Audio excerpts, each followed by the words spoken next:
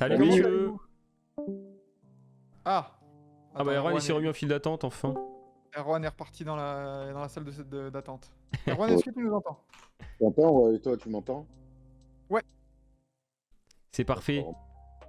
Ok, juste à l'audio alors du coup? Comme tu le Ouais. sens. Si tu veux on met ta cam, si tu préfères que l'audio, tu peux faire que l'audio. Non, bah vas-y, qu'on mette une poire un peu, c'est toujours plus sympa. Une petite Allez. poire. Alors attends. Bon, Je vais- désolé, hein, de la toute petite attente de quelques minutes. On avait Rémi Reverchon juste avant qui a palabré un peu. Et on a dépassé un peu, mais c'est le lot des. Un Le lot croqueur des d'antenne prévus comme celui-là, ça. de toute façon. Et les clients, c'est le showtime, on connaît quoi. Ils aiment bien la lumière. Mais c'est bien, ça fait une bonne transition puisqu'on a un joueur en commun finalement avec Cam Reddish qui est passé finalement d'Enix aux Lakers quoi. Via une étape dans l'Oregon, mais Alors, Cam c'est cool. Reddish, il y Ça croit fait un pas petit du tout. passage de relais. Ouais, bah les Knicks n'y ont pas cru non plus. Pas qui y croient C'est ça. encore dans cette ligue. Comme Alors Thibodeau, il n'y a pas cru. Moi j'y crois, hein, comme Reddish. Hmm, Ouais. bah, ouais, J'y crois, ça dépend le rôle et le registre, mais on va voir ce physique qu'ils vont. NBA, athlète, capable de faire plein de choses. À un moment donné, de toute façon, je connais aucun mec qu'on fait jouer 3 minutes qui arrive à faire une carrière. Hein. Hmm. Les mecs, faut qu'ils arrivent dans des contextes où on leur fait confiance, où ils sont un peu en confiance. Et voilà, après, c'est le lot de beaucoup de joueurs NBA. Il faut aussi arriver dans des contextes où alors t'es LeBron, t'es Giannis, voilà, t'es des mecs comme ça. Mais tous ces joueurs un peu middle, et si à un moment donné, il n'y a aucun coach qui te fait confiance, c'est très très dur de s'installer. Hmm, c'est clair. Et je vois Erwan, t'es charrié un peu par le compte de First Team. Il met Erwan, expert Discord. Donc, C'est qui chez Blaireau là, qui parle là First Team. C'est qui Ouais, derrière? Qu'est-ce que c'est que ce média de merde? Bienvenue, messieurs. Johanny, c'est la deuxième fois que tu viens nous parler des Knicks. Merci de cette nouvelle invitation, nouvelle saison, on débute le marathon. J'espère que vous avez pris la dose de café et tout pour tenir jusqu'à demain, quoi. Pas de soucis. De toute façon, Mais, là, ça sera pas toujours comme un l'année plaisir. dernière. On va tourner un peu plus, donc ça va être bien. Et puis, merci Erwan d'avoir répondu à l'invitation. Ça fait plaisir. Avec plaisir, les gars. Du coup, on rappelle, hein, même pour ceux qui nous rejoignent maintenant, 24 heures, 30 previews. On vient de faire les Lakers. On part sur les Knicks. On commence directement par une petite question. Antoine, tu voulais poser la Eh oui. question? Ouais, je l'ai posé la même à Rémi. C'est toujours intéressant de savoir comment vous êtes devenu fan des Knicks. Johanny, ça remonte. Ça remonte pour beaucoup, je pense, parce que les Knicks fans, c'est souvent les années 90 qui nous ont fait tomber amoureux de cette équipe, quoi. Donc voilà, ouais, pour faire très court, c'est les duels Bulls, Knicks des années 90, du début des années 90. Et puis après, il y a la ville, il y a tout, il y a une culture, il y a une histoire. Il n'y a pas forcément les résultats, voilà. Sinon, je pense que la fanbase serait encore plus grande. Mais voilà, comme le dicton des Knicks, le slogan des Knicks, c'est Once a Knicks, always a Knicks. Bah voilà, quand tu commences à tomber amoureux de New York, de la ville, du basket, des Knicks, bah tu gardes cette affection malgré des fois des périodes un peu compliquées à vivre. Ça, c'est certain, quoi. C'est clair. Mais voilà, toi, Erwan? début des années 90. Ouais, bah, moi, c'est un petit peu similaire. Je découvre la NBA surtout avec Jordan et je vois les grandes joutes face aux Knicks. Et je sais pas, j'aimais bien l'atmosphère, le Garden, j'aimais bien Pat Riley, cette espèce de ce qui dégageait ce côté un peu bad boys qu'avaient les Knicks aussi. Puis surtout, moi, ça s'est associé un petit peu au rap, à la culture de New York, toute cette ville un petit peu toute l'histoire mafieuse, voilà.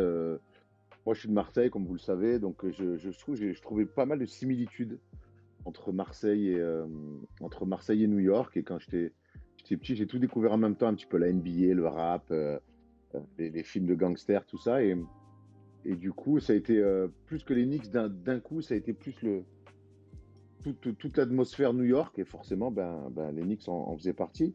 Et puis ensuite, moi, un de mes premiers joueurs favoris, ça a été la Trace Sprewell quand il était aux Warriors. Et puis donc forcément, quand il arrive à New York, là, c'est l'apogée avec ce run jusqu'en finale en 99, le duo Alan Houston, la Trace Sprewell.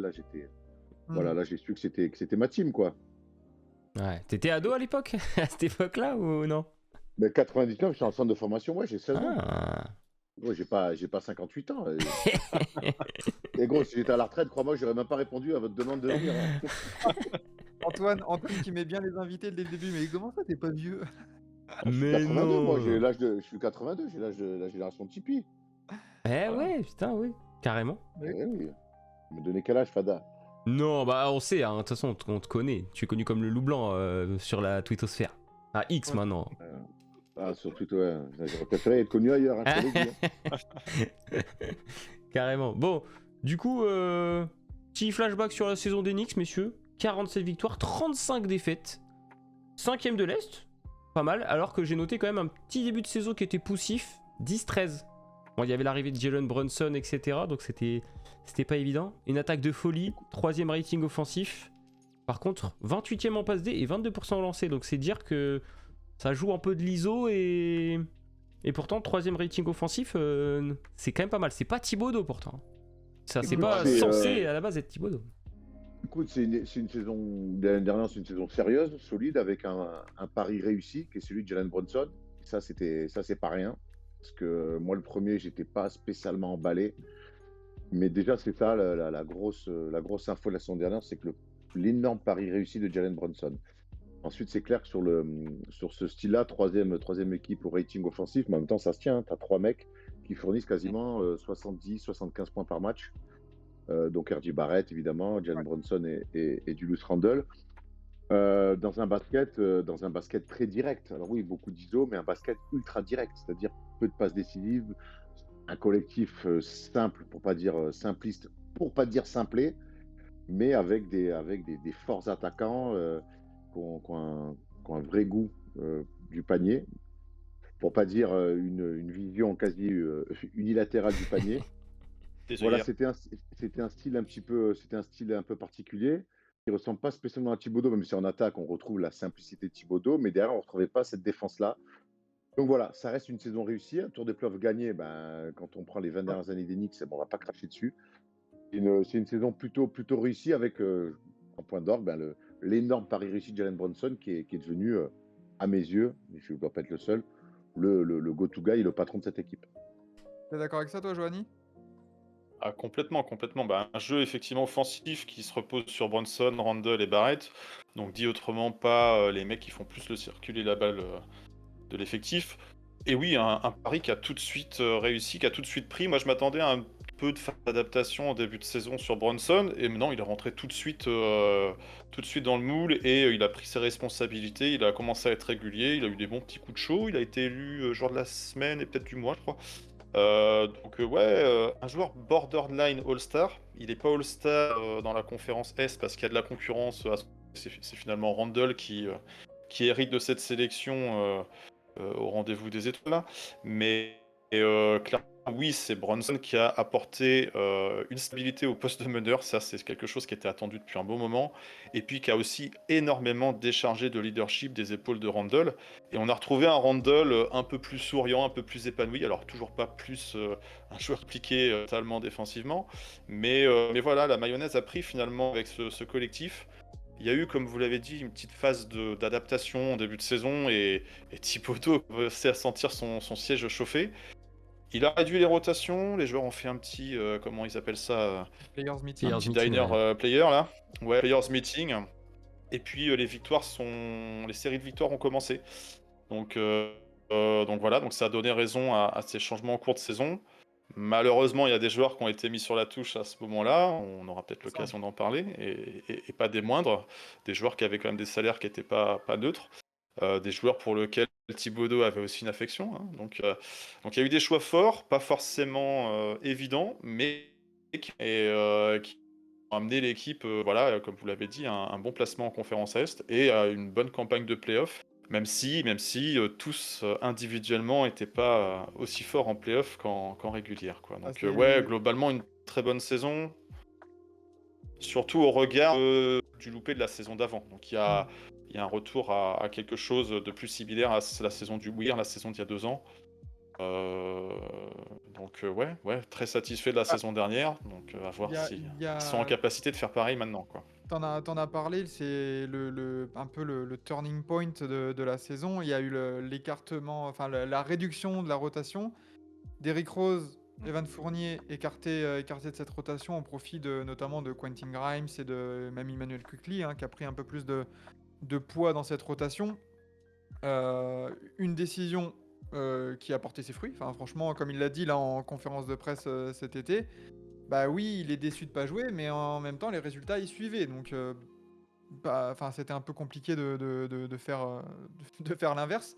Mais dans la déception de la saison, est-ce que c'est pas justement la performance de Randle en playoff où il passe d'une saison en 25-10 à juste 16 Ouais. petits points, manque de leadership et tout ça. Forcément, Randle, il a attendu en playoff. Alors bon, entre guillemets, dans les circonstances atténuantes, même si ça n'excuse pas tout. Bon, il se blesse juste avant playoff, donc il vient blessé.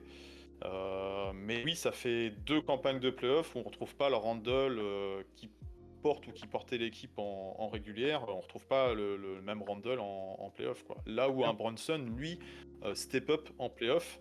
Ce qu'on avait déjà vu à Dallas, on l'a retrouvé au Knicks, donc là c'est super. Mais voilà, c'est en ça aussi où comment dire, la hiérarchie au Knicks, en termes de qui est le patron, il n'y a plus de doute, c'est Brunson aujourd'hui. Donc Ouais, est-ce d'accord que avec ça, toi, Randle va Erwan? se satisfaire de ce rôle de lieutenant? Est-ce qu'il va rentrer dans le rang? À voir. Mm. Erwan, là-dessus, toi?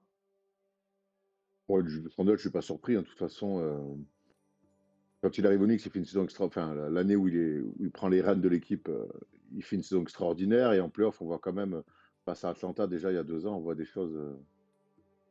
Moi, en fait, on peut rater des playoffs, on peut rater des matchs, on peut rater des séquences. Mais après, il y a raté, raté, il y a l'attitude. Mm. Moi, ce mec-là, il a des attitudes. Il a 28 ans aujourd'hui, donc c'est loin d'être. Il est plus proche d'être un vet que d'être un mec, qu'un jeune joueur. Il a des attitudes de merde. Voilà. Bon, et c'est un fort joueur, mais il a le pire des défauts, c'est qu'il se prend pour un joueur qu'il n'est pas. Donc, Ouais. t'as beau être très fort, mais si tu crois que tu es très, très, très, très fort, eh ben, ça va te poser des soucis. Et l'année dernière, encore une fois, en playoff, face à Cleveland, c'est rien de rare. Vraiment rien de rare. Il met du temps à s'y mettre. Et face à Miami, où on peut dire ce qu'on veut, on a l'avantage du terrain. Alors Miami, c'est certes peut-être sur un nuage, mais contre Miami, Ouais. moi, dans l'attitude, Ouais. il n'est que, voilà, moi, un leader, et notamment en playoff, peut passer à travers, mais défensivement, dans l'attitude, dans le leadership, emmener des gens avec lui. Alors, je vais prendre un exemple qui est facile aujourd'hui, c'est Victor. Victor, il peut mettre 12 points dans un match, être maladroit, il restera un mec qui va emmener les gens avec lui. Mm. Brunson, Ouais, il suffit c'est vrai, dans- Randle, il suffit qu'il rate ses 4 premiers tirs à 3 points, qu'on lui siffle pas 2 fautes, mais ça y est, c'est fini.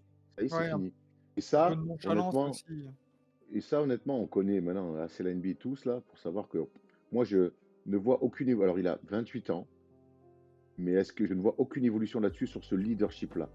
C'est un mec qui est trop vite contrarié par de la maladresse, par des coups de sifflet. Alors, quand il est dans des grands soirs, c'est fantastique. Le problème, c'est que on n'est pas que dans des grands soirs. Et quand on n'est pas dans des grands soirs, on fait quoi? Ben, lui, en tout cas, il boude. Donc, moi, je suis très circonspect autour de Randle. Et c'est intéressant ce qui a été dit sur le fait de l'équipe, elle appartient aujourd'hui à Brunson. Je crois que tout le monde est d'accord. Et de voir comment lui va digérer ça. Est-ce qu'il peut se muer dans une bonne option 2 et l'accepter? Ou est-ce qu'il va vouloir encore peut-être être le calife à la place du calife, dire c'était moi le numéro 1, blablabla. Parce que Ouais. il a montré quand même ces dernières années un ego surdimensionné au détriment des résultats sportifs et de l'équipe. Bah, je sais pas si tu te rappelles, Johanny, mais c'était exactement notre grosse question Du l'année coup, s'en dernière. bat. C'est Ouais. la grosse question de l'année Non, mais il dernière, était c'était à... Barrett, Bronson ou Randle, c'est qui le patron là-dedans? Là, du coup, un an Pas après, Barrett, on a c'est pas Barrett en tout cas, hein. Ouais, c'est compliqué. Je sais pas s'il le sera un jour, hein, s'il a pas cette carrure, hein. Ouais. Compliqué. On pourra en reparler peut-être plus tard de ça. Ouais. Mais du Gardons coup, le voilà, débat pour la suite. 2011. Mais en tout cas, la hiérarchie, ouais, elle est plus pour Brunson aujourd'hui. Et effectivement, Randle, le body language le trahit régulièrement. Alors, il fait des efforts, certes, mais il fait des efforts d'un côté du terrain et pas forcément de l'autre. Il a tendance à s'agacer et son body language le trahit. Et puis même en playoff, c'est ce que disait Erwan, il y a eu des déclarations qui fait hurler les fans. Randle qui disait peut-être que l'adversaire voulait la victoire plus que nous. C'est peut-être une réalité, mais tu le dis pas pour motiver tes coéquipiers et pour embarquer l'équipe avec toi. Et on avait des déclarations de Bronson qui, lui, reconnaissait sa part de responsabilité des fois dans certaines défaites. Alors, peut-être un peu trop, il prenait un peu trop ça pour lui, alors qu'il était un peu le héros, le sauveur de l'équipe, en l'occurrence.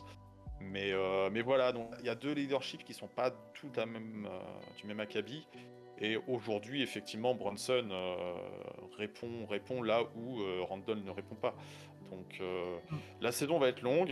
On verra si tout ce beau monde se retrouve encore en playoff la saison prochaine. Mais ce qu'on attend de Randall, c'est pas de nous faire des super régulières, c'est de faire aussi quelque chose de notable en playoff. Et il l'a pas fait jusqu'à présent. Il a que 2 campagnes de playoff à son actif, c'est pas beaucoup. Ah, mais quand même. Faut aussi avoir ça en tête, mais il n'a pas montré un joueur de ce calibre, de ce standing. Il a beau être double All-Star, être 2 fois All-NBA, arriver au moment où ça compte le plus, et ben c'est pas le joueur qui est élite, là où Brunson a pu le montrer. Clairement. Mais c'est pas très grave. C'est pas très grave en soi. Juste pour finir sur, c'est pas très grave en soi. Moi, je me souviens que à Cleveland notamment, sur le match 1 ou 2, je sais plus. À la fin, quand il va se mettre au charbon, prendre des rebonds offensifs parce que c'est un physique de tank. Quand il va prendre des rebonds, chercher des rebonds offensifs, redonner des possessions, aller provoquer des fautes, il fait du bien. Il fait du bien. Il est capable. Hein. Le problème, c'est que ça, il sait pas, Ouais, il c'est a pas les assez. outils pour. En fait, il se regarde un petit peu trop, notre ami. Ouais. Et bah, du coup, on part directement sur l'intersaison. Enfin, le point sur le roster. C'est parti.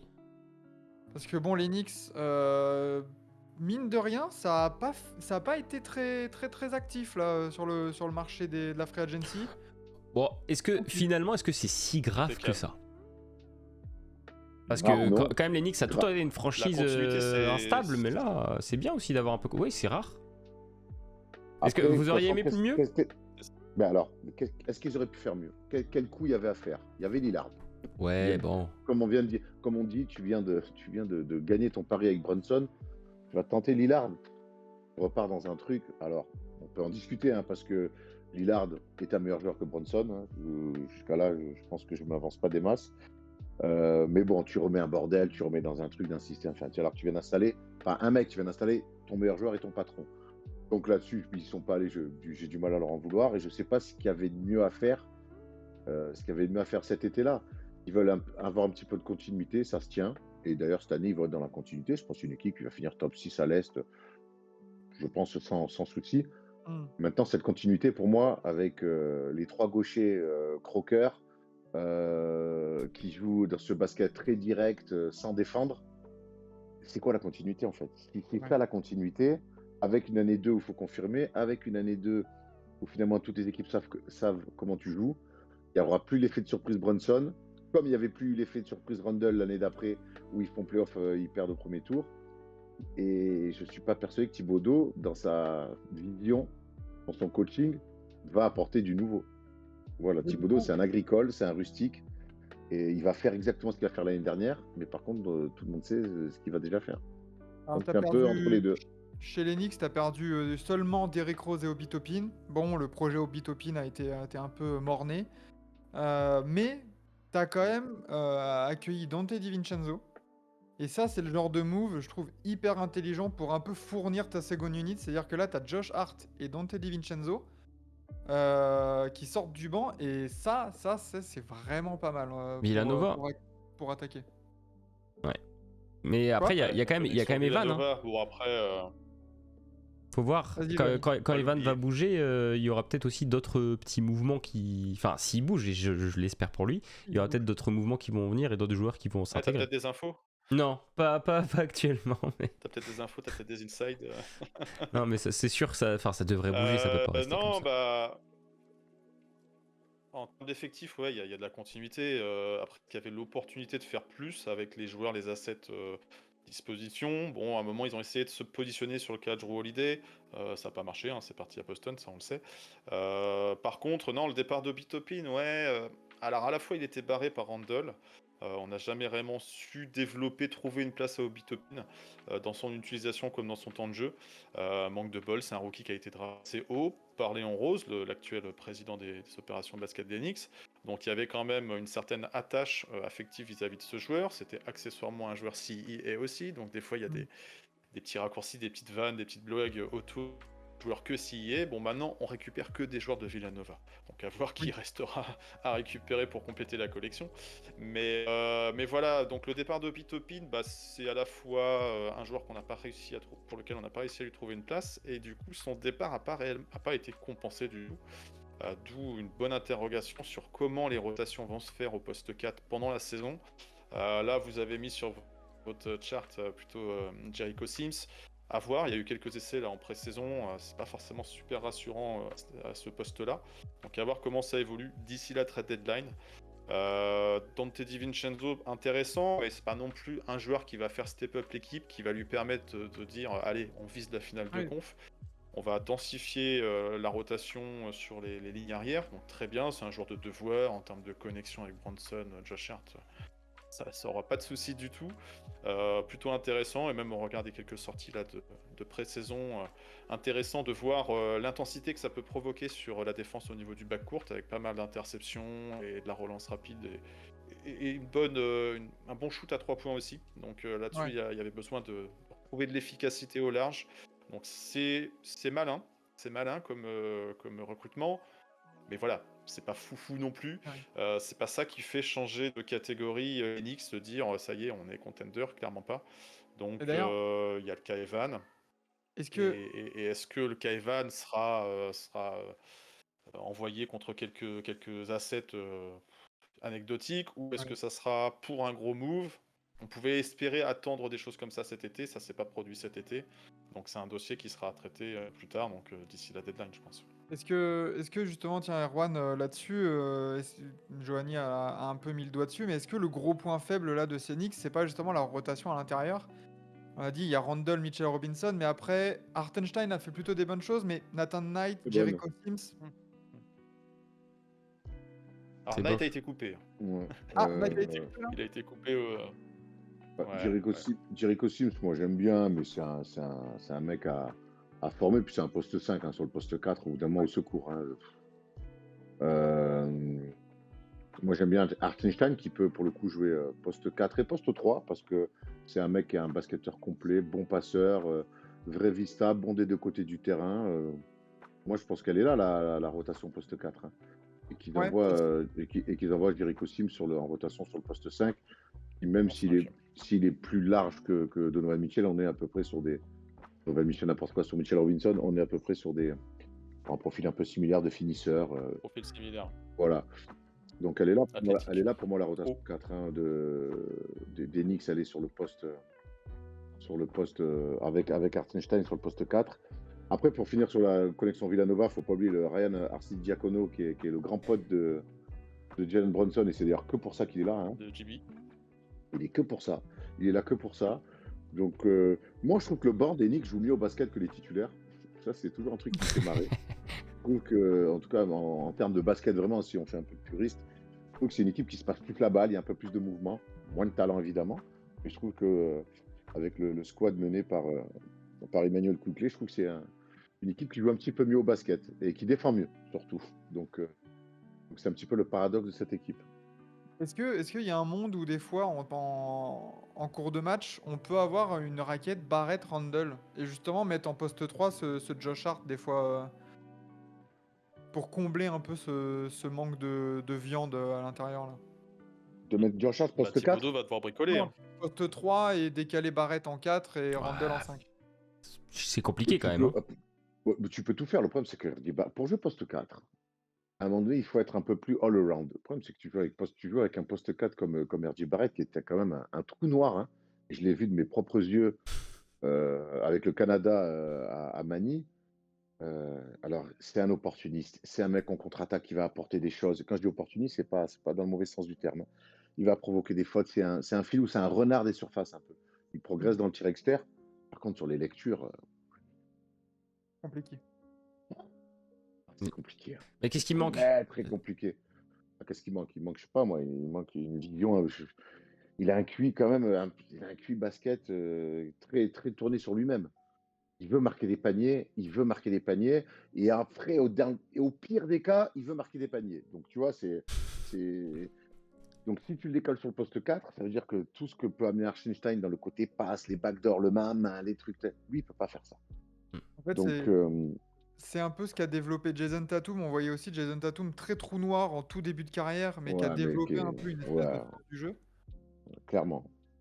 Et, Clairement, et il est RJ beaucoup Barrett, plus c'est un peu all-around. c'est ça. Beaucoup plus all-around.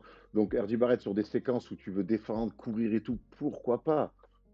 Mais c'est pas, il est pas, pour moi, il est trop unidimensionnel dans le scoring pour pouvoir le foutre sur un poste 4. Hmm. Ok, ok, ok. Non, On... Thibodeau va devoir bricoler et on verra hein, après. Est-ce que d'ici la deadline, tu arrives à récupérer un poste 3-4? Ça serait l'idéal, quoi. C'est ça. C'est ça. Du coup, ça amène une grosse question, mon petit Antoine. Évidemment. Alors, quelle est cette grosse question? Quel est ce petit débat? Est-ce que les Knicks peuvent encore passer un cap? On a vu que l'effectif, il a pas trop bougé. Au niveau du coaching, on est encore sur la même chose, que ton star system, c'est encore les 2-3 mêmes. mêmes. Est-ce que les Knicks peuvent encore nous surprendre et monter encore au-dessus? Ils ont fait demi-finale de conf cette saison. C'était quand même une saison partiellement réussie quand même. Réussi. Ouais. Eh, quand on prend les 20 dernières années, une demi-finale de conf, Ouais. les Knicks, c'est une saison réussie. On va pas commencer à faire les bourgeois. C'est vrai, mais est-ce que il faut vraiment changer des choses dans cet effectif, ou alors est-ce que juste avec les joueurs en place, on peut espérer encore mieux? Tu te Passer un dois, cap. après, tu te dois au sortir de la saison dernière, dire, ok, voir l'évolution de ce roster-là, avec ce coach-là et ces trois-là. Tu te dois, ils ont gagné l'année dernière le droit, on leur donne cette chance de, vas-y, comment on va progresser? Maintenant, moi, je pense que avec ce coach-là et ces trois joueurs-là gauchers, d'abord scoreurs avant tout, les trois, c'est pas très complémentaire. Donc, à un moment donné, il va falloir voir l'évolution sur les mois qui arrivent ou la saison qui arrive. Peut-être qu'ils auront la saison entière pour prouver, mais qu'à un moment donné, il va falloir faire un move pour trouver, parce que c'est des mecs qui ont de la valeur. Alors, pour moi, Brunson sera intouchable, mais entre Randle ou Barrett, peut-être potentiellement trouver un trade, un échange avec un mec qui peut t'amener quelque chose de plus complémentaire à ce roster-là et plus complémentaire de Brunson et de celui qui restera. Un mec plus all-around, un mec plus. Ouais, voilà, tu vois, qui défensivement aussi va apporter un peu plus de stabilité. Et ça Donc voilà, serait ils ont qui, ce gagné le joueur, droit. Je sais pas, je l'ai pas encore en tête. Mais par exemple, un Siakam, tu vois. Moi, je trouve qu'un Siakam, à la place d'un Randle, amènerait plus de choses. Voilà. Bon, Siakam, c'est dur à faire bouger. On s'en rend compte. J'en parlais avec peut-être l'été Joanie en off prochain. avant. Il y a peut-être, si jamais les Sixers cette année, c'est la merde notoire et tout, et qu'un beat dit, moi, je vais me barrer, voir. Voilà. Des fois, il faut laisser aussi. Moi, je te dis, ils ont gagné le droit de leur laisser une chance cette année, et c'est normal, et on a envie de ça. Maintenant, c'est que la NBA, des fois, il faut voir aussi ce qui se passe autour, les opportunités que le marché peut amener, et des fois, ça tombe comme ça. Kawhi, les Raptors se retrouvaient avec Kawhi. C'est une opportunité de marché incroyable. Les Bucks qui se retrouvent avec Lillard. Voilà, il y a toujours des opportunités des fois de marché un peu qui tombent comme ça, et il faut être capable ou pas de les saisir. Mais dans l'état actuel, il faut partir comme ça. Et le basket, le naturel, montrera le plafond de cette formule-là, en tout cas. Il y a le stagiaire NBA qui nous dit Capella. Est-ce que Capella, ça peut être une cible intéressante, ou est-ce qu'on est dans... Moi, je trouve qu'on est dans le même profil que Mitchell Robinson. Pour moi, voilà, exactement. Alors, on peut préférer Capella, Mitchell Robinson, il n'y a aucun problème. Mais c'est pas sur ce profil-là que tu vas step up. Je parlais d'un gars all-around. On adore Clint, mais... Et vous bougez qui entre Barrett et Randle? Si vous avez un des deux où il faut faire un choix. Bah, tout dépend aussi le poste que tu peux avoir en face, quoi. Tu vois, si tu récupères... il y a des gens qui font des fois de la science-fiction à base de Photoshop. Si tu récupères un Zion Williamson, par exemple. Je dis pas que c'est le joueur qu'il faut prendre, mais dans ce cas-là, oui, effectivement, il vaut mieux que tu mettes Randle dans le package, quoi. Après, voilà, tout dépend de qui on parle. Siakam, ça peut être intéressant. Après, il y a une histoire de procès, d'action en justice entre les Knicks et les Raptors. Donc je doute qu'il y ait beaucoup d'affaires en termes de trade cette saison avec eux. Ça risque de se refroidir, les relations entre ces deux franchises. Mais voilà, tout va dépendre de qu'est-ce que tu récupères, de qui on parle, est-ce que c'est un package, un deal à 3, est-ce que c'est un deal entre deux équipes, voilà, et comment tu remodèles ton puzzle Knicks, parce qu'aujourd'hui, voilà, s'il y a des grosses pièces, Randle c'est une grosse pièce, Brunson c'est une grosse pièce, Barrett, est-ce que c'est une grosse pièce à voir? Mais voilà, tu déstabilises, tu déséquilibres forcément ton effectif dès lors que tu touches une pièce majeure de ton dispositif. On sait comment ça marche, on sait quelles sont les limites. La saison dernière, les Knicks, ils ont été au bout, ils ont maximisé leur potentiel et arrivé en second tour de playoff. Je pense que on signait tout de suite pour. Est-ce qu'on les voit passer un cap aujourd'hui, cette saison, en gardant les mêmes, avec de la continuité? Ils peuvent faire une très bonne saison régulière, mais est-ce qu'ils peuvent aller titiller une finale de conf, sachant que la saison dernière, on joue pas les Bucks, on joue pas Philadelphie, voilà, on joue pas non plus les top équipes de la conférence. Ça paraît compliqué. Donc oui, il faudra rajouter une grosse pièce à un moment donné si on veut viser l'étage du dessus. Et pour ça, faut de l'opportunité, certes. Qu'est-ce qui va se passer sur les franchises en face, ou concurrentes? Et il faut voir aussi les assets que tu as à disposition. Est-ce que tu arrives à maximiser tes assets? Il y a des tours de draft en pagaille dans l'avenir, mais beaucoup de protection aussi. Donc est-ce qu'ils sont autant valuable que ça? À voir. Il y a le cas Evan. Oui, c'est aujourd'hui un joueur qui est conservé plus par rapport au poids de son salaire, qui 18 permettrait millions. d'équilibrer des choses. Mais est-ce que les GM en face vont se ruer sur Evan, qui est pas très loin de sa fin de contrat aussi, qui est en team option à la fin de la saison prochaine? Pas certain. Donc voilà, est-ce qu'on arrive à valoriser les assets Onyx? Bah non, et on le voit notamment cet été avec le départ d'Obi Toppin contre des seconds tours de draft. Donc les joueurs, s'ils sont sur le terrain, qui jouent, ok, ils arrivent à produire des choses. Par contre, dès lors qu'il faut trade, c'est compliqué. La saison dernière, c'était Cam Reddish, il est parti pour rien non plus. En retour, on récupère un Josh Hart, on n'en a pas trop parlé, mais qui a fait énormément de bien. Donc là, il va arriver dès le début de la saison et à voir si ça donne aussi cet élan qu'on avait pu avoir sur la seconde partie de la régulière la saison dernière. Mais il faudra se séparer, il faudra faire des choix. C'est pas évident de maximiser la valeur des joueurs actuels. Randle, on connaît les limites, on connaît les caractères. Barrett aussi. Brunson me semble intouchable. À partir de ça, qu'est-ce que tu peux récupérer sur un marché?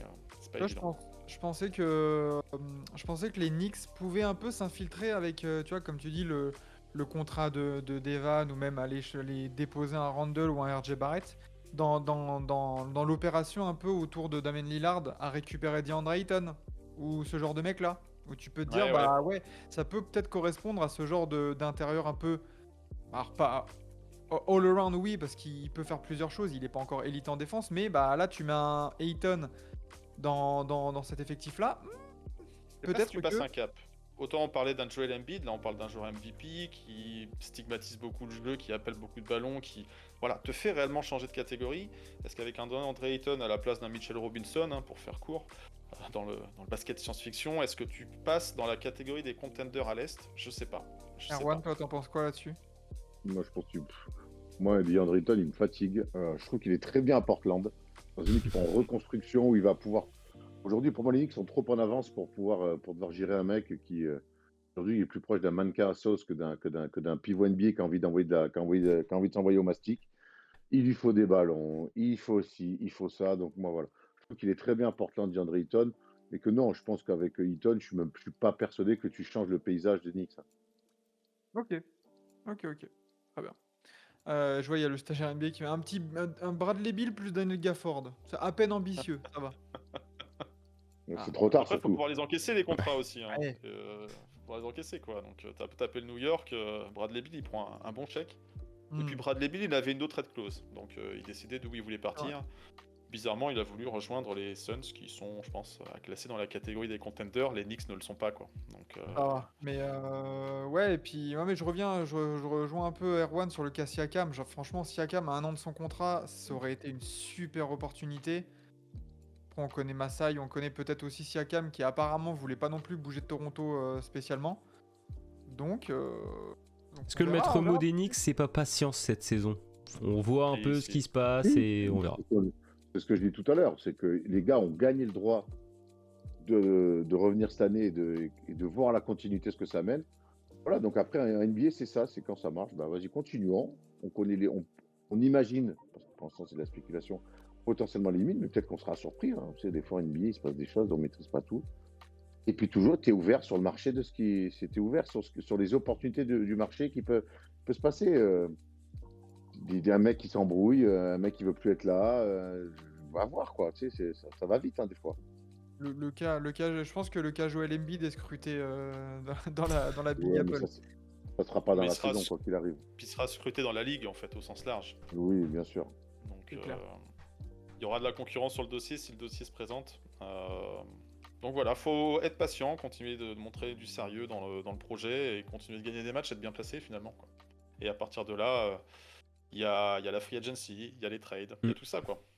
Carrément. Et puis, ce qui est important, pour rejoindre ce que dit Joanie, c'est qu'il faut que les Knicks aussi redeviennent un peu attirants. Pendant longtemps, et ça je le sais de sources sûres, donc de joueurs NBA, personne ne voulait aller aux Knicks. Parce que Mm. c'était mal géré, parce que c'était le bordel, parce que, voilà. Donc, c'est aussi ça, c'est que montrer aussi une vitrine un peu plus accueillante que ce que... Il y a une arrière-boutique aussi un peu plus accueillante que ce que les Knicks ont été ces 10 dernières années. Et ça, pour le coup, c'est en train de changer. Bah, depuis bien. l'arrivée de Léon Rose, on a quand même une légitimité qui se retrouve. Après, les résultats, c'est pas forcément tout le temps évident, mais voilà, montrer du sérieux. Tu me butes à l'appeler Léon, on dirait que c'est un Vendéen, le mec. Lyon. Non, mais c'est vrai que Peut-être. pour les Knicks, déjà se stabiliser un peu dans ces équipes et de redevenir un peu cette place où tu dis, bon, ouais, les Knicks, ça va en playoff. C'est bon. C'est pas juste on va en playoff et après on redevient 11, 12e, quoi. C'est déjà bah, ça- redevenir cette place forte. Confirmer, on se souvient que la bonne saison avec Randall l'année d'après, c'est cata. C'est compliqué de confirmer avec un mec comme Bronson, même s'il sort d'une Coupe du Monde, comment dire, honteuse. Ouais. Et moi, je pense qu'avec Bronson, aujourd'hui, ce qu'il est devenu en NBA, bah oui, allez, si on est pessimiste, pour moi, c'est play-in minimum, ou si on est optimiste, c'est top 6. Voilà. C'est une équipe qui a un peu un vécu, qui quand même s'appuie sur des choses qui fonctionnent. Compliqué de défendre les Knicks, c'est chiant si t'es pas prêt. En fait, le truc des Knicks, qui est leur vraie qualité, c'est que si un soir t'arrives un soir et que t'es un petit peu bof, ils te cassent la gueule. Parce qu'ils vont t'agresser, ça va courir de partout, ils vont driver, provoquer des fautes et tout. Donc si t'es pas prêt à jouer les Knicks, et comme on sait qu'en NBA, avec les 82 matchs de saison, il y a des équipes des fois chaque soir qui sont pas prêtes, eux par contre pour le coup ils ont ce truc d'être prêts en saison régulière. Donc ça c'est un vrai avantage client et ça leur permet de gagner des matchs. Et pour moi ça va leur permettre de gagner assez de matchs pour assurer un top 6. Eh ben justement, est-ce qu'on n'a pas notre transition pour aller voir la pyramide? Ah, ils sont trop forts. Incroyable, hein? Ah, C'est un excusez-moi, métier, les gars. j'ai passé trop vite. Ah oui, j'avoue, c'est une science. Alors attendez, je me suis trompé d'onglet. Voilà, Ah. l'Est, il est ici. C'est toi qui étais pas prêt pour la pyramide. C'est moi qui étais pas prêt. Voilà. Erwan, il m'a envoyé un Léoup, j'étais pas prêt. Parce que Balance. du coup, on fonctionnait par tier list la saison dernière, mais là on s'est dit, on a lancé un peu ce système de pyramide où bah, c'est simple, hein, vous connaissez la forme de la pyramide, il y a un gros favori et ensuite ça s'évase un peu sur le bas. Les 5 de la base, c'est bah, ça va pas en playoff, ça tank ou voilà, ça va aller chercher la draft. En haut, c'est contender. Oh bah voilà, Erwan il a mis la cam, Ouais, incroyable. mais depuis tout à l'heure, je crois que ma cam elle marchait, fallait me le dire les gars. Attends. Moi j'étais dans le salon, la caméra elle marchait, et là d'un coup, vous me rendez fou, donnez-moi les infos. On croyait que tu voulais, On plus, s'est tu dit, voulais on s'est dit, pas non, te il est montrer. timide. Ah, mais regarde mon gars, je me suis mis un truc NBA et tout frère, je me suis habillé, je me suis rasé, je me suis mis beau gosse pour vous, Oh à là blanc là. comme ça. T'étais en slip avant de venir? Je suis en slip, mais ça se voit pas. Du coup, messieurs, dans cette pyramide de la conférence Est là, où est-ce qu'on les met ces Knicks? Mhm. Moi, bas, pas 5 tout en haut. ou 6. 5 ou 6. Ouais. Ouais, donc ça correspondrait au troisième tiers un peu là. À peu près. Pour moi, l'année dernière, quand même, ils sont à 3 matchs du play-in, donc tu vois, c'est pas si loin. Ils sont pas si loin de basculer dans la deuxième mauvaise partie de tableau. Après, il faudra voir la dynamique de la saison. Mais moi, je les mets, allez, je vais faire un peu large. Je les mets 5 au mieux et je les mets en play-in au pire. Voilà. Ok. On va les mettre là, au centre de la pyramide, ils vont être bien. Ces C'est bien, petits Knicks. Un play-in plutôt 9-10 ou plutôt 7-8 quand même? Oui, ouais, 7-8, ouais. Oui, ça c'est au pire. Voilà, si la saison se passe pas bien, s'il y a de la blessure ou autre.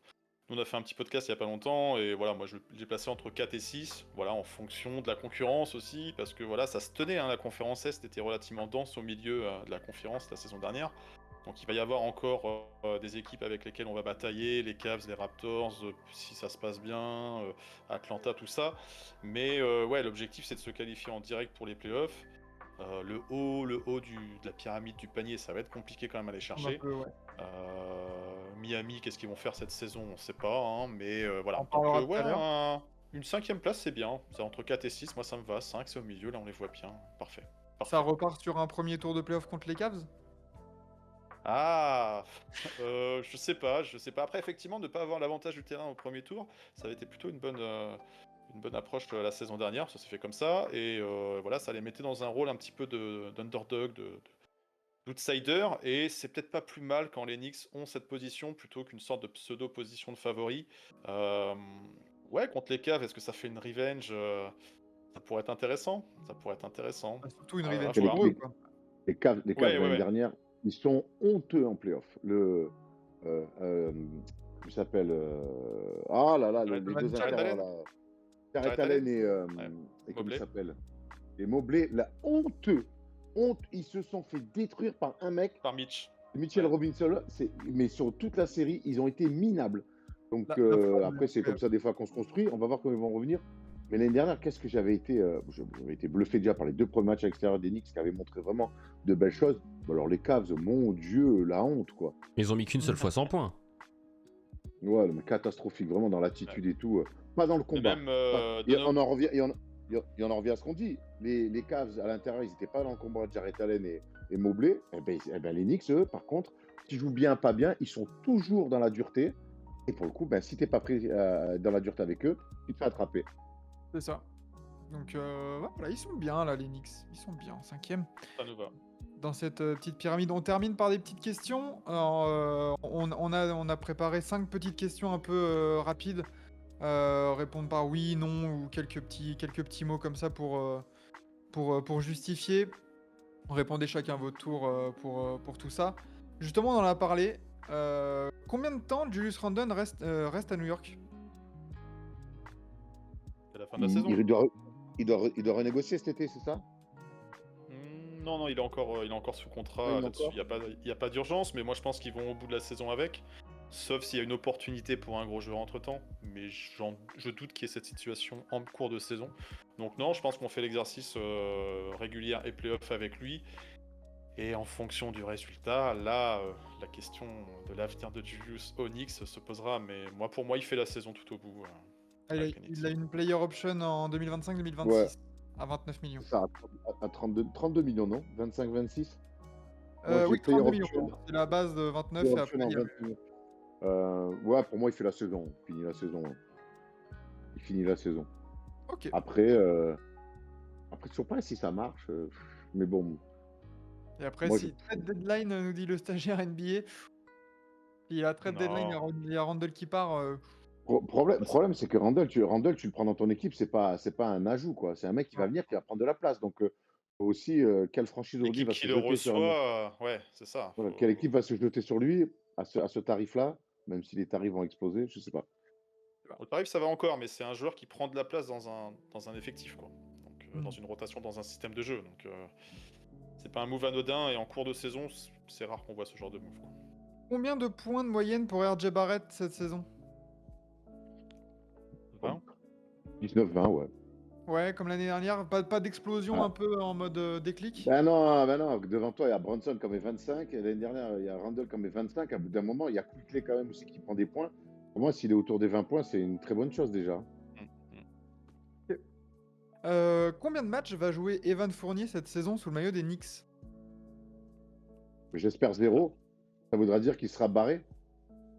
Ouais, mais il va pas se barrer tout de suite. Donc s'il fait toute la saison sur le bout du banc, ça va être triste pour lui. Là, il a eu un petit peu de temps de jeu en pré-saison, ça veut rien dire. Mais l'année dernière, il fait quoi? Il fait une trentaine de matchs en tout et pour tout. Donc ouais, non, faut que sa situation soit réglée au plus vite. Après qu'il montre qu'il est en forme et tout, s'il pouvait avoir un peu de temps de jeu en seconde unit, ça pourrait être sympa pour lui, quoi. Est-ce que le temps de jeu là qu'il a en pré-saison, c'est pas justement juste pour faire monter un petit peu sa cote et pas juste voilà, on va t'intégrer? Ouais, montrer qu'il peut jouer, qu'il est en forme, qu'il est pas blessé, voilà, ouais. Pas plus. Moi, je vois pas comment tu peux bencher et faire un traitement de faveur comme il a fait l'année dernière et que l'année d'après, tu reviennes en grâce en disant tiens, je te remets dans la rotation. Trop, À c'est moins d'avoir des impossible pour moi. blessures qui font que t'as Oui, plus de voilà, choix. non, mais après, Mais d'accord, après, t'es pas. Parce que ça, après, c'est pas l'histoire, elle est personnel, finie, quoi. j'imagine. Mais oui, pour moi, il faut qu'il est temps qu'il se barre. Hein. D'ailleurs, je crois qu'il fait tout pour. Hein.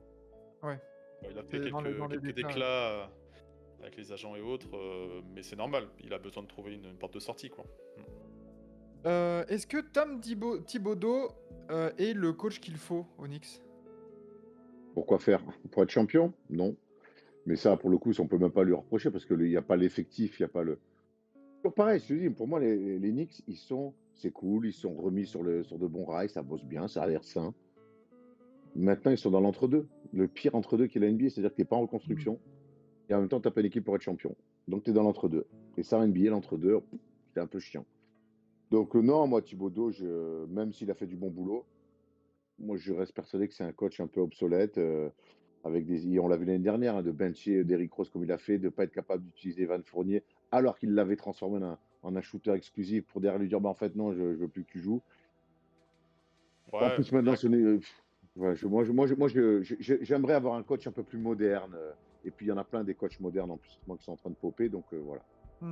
Ok. à contrario, il t'a aidé à développer un Quickley ou un Grimes, tout ça, donc il a des idées arrêtées, il a pas forcément la manière de faire parfois, mais il tire le meilleur de ce qu'il peut tirer de cet effectif-là, quoi. Donc effectivement, si tu vises plus haut, est-ce que c'est le coach pour à voir. Mais bon, déjà deux campagnes de playoff en 3-4 saisons. À voir s'il arrive à refaire ça. Après, si les résultats suivent pas, c'est toujours le premier fusil qui saute, c'est le coach. Donc au Knicks, il n'y a personne qui est intouchable, et encore moins le coach, quoi. Et enfin, 5e question, qui va gagner la bataille de New York cette saison dans les confrontations directes? Les Knicks ou les Nets? Quelle bataille. Ça va être Quelle bataille. ça va être intéressant, mais bon, toujours les Knicks à fond. Moi, je peux te dire que j'ai fait au Garden X-Nets. En plus, les Nets, il y avait Durant qui était blessé, ils avaient une équipe en bois et Cam Thomas, ils nous avait couré sur la fin de match. J'étais là, j'avais le démon, mon pauvre. Donc, toujours les Knicks qui chient sur les Nets à fond. Voilà, ça change pas, ça bouge pas. Eh ben, alors du coup, réponse, Knicks ou Nets? Ah, Knicks. Quelle Knicks. question? Tu poseras la même question aux Nets et puis ils diront l'inverse. Ah, mais Non. mine de rien, les Nets sont plutôt une équipe assez sympa Ouais. à suivre. Pas mal. C'est mignon, ouais, c'est mignon. Surtout si C'est monsieur... plus le même projet, quoi. Surtout si monsieur Ben Simmons arrive à rejouer régulièrement avec le sourire. Attention, Non, ça va être cool. Ça va être cool à suivre les Nets aussi. c'est clair. Donc, mais ça, on aura le temps. Je pense qu'on fait ça demain matin, d'ailleurs. Les Nets. Vous nous raconterez pour les Nets. Vous nous raconterez. C'est ça. Après 20 heures de marathon, on sera bien en forme, encore assez éveillé, je pense. Eh ben, merci, messieurs, sur ce. Merci à vous, les gars. Ah ouais. Merci à vous. Bonne continuation. Bonne saison. Continuation, ouais. Bon courage. Bah Bon ouais. courage pour la suite. Bah écoutez, de toute façon, juste vite faire un débrief, messieurs. On peut Knicks Nation France sur Twitter. Erwan, j'ai vu le nouveau studio et tout. Hein. Pas mal, hein. Une grande histoire, ça. On dévoilera un peu on dévoilera tout ce qui s'est passé ces dernières semaines et ces derniers mois dans une mission. Pour l'instant, on reste un peu évasif. Très bien, bah écoute, ouais, Numéro de enquête exclusive avec Bernard de la Villardière. Ça serait pas bon signe pour nous. Hein. Ah ouais, malheureusement, ouais. Écoutez, ouais, YouTube, TikTok, Twitch. Évidemment, allez follow First Team. Et puis, merci beaucoup, les gars, ça fait grave plaisir. Et c'était un bon moment, merci beaucoup. Merci à vous, les gars. À plus. Ciao, les gars, merci. Ciao.